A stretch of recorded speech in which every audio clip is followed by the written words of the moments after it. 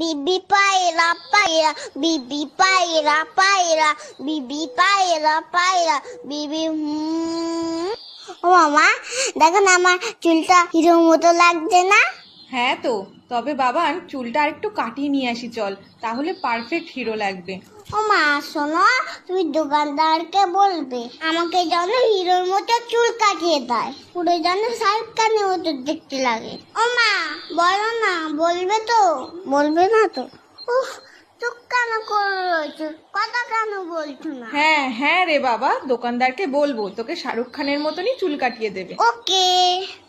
কি বৌদি, কেমন আছেন? খবর সব ভালো তো? হ্যাঁ দাদা ভালো। আরে বাবান, কেমন আছো?